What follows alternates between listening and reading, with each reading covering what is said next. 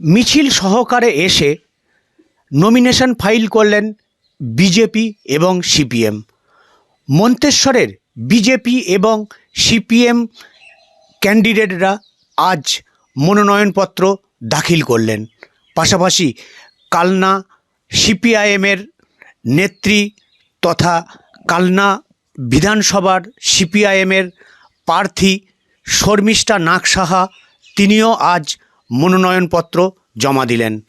মিছিল সহকারে স্লোগান দিতে দিতে এসে আজ কালনা মহকুমা শাসকের অফিসে তারা মনোনয়নপত্র দাখিল করলেন। আমাদের মন্তেশ্বর বিধানসভায় গণতন্ত্রটাকে শেষ করে দিয়েছে। আচ্ছা, এখন এজেন্ট আমাদের দিতে দেয় না, মারধর করে বার করে দেয়।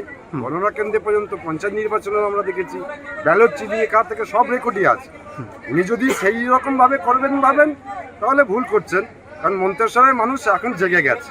আর এত সস্তা হবে না যে ওই 100টা বুথে হচ্ছে এজেন্ট দিতে দেবেন না, সেই সুযোগে উনি ভোটে ফায়দা লুটবেন, সেই সুযোগ উনি পাবেন না। 263 মন্তেশ্বর বিধানসভা বিজেপি মনোনীত প্রার্থী সৈকত পাজা নেতৃত্বে আমরা মনোনীত এসেছি।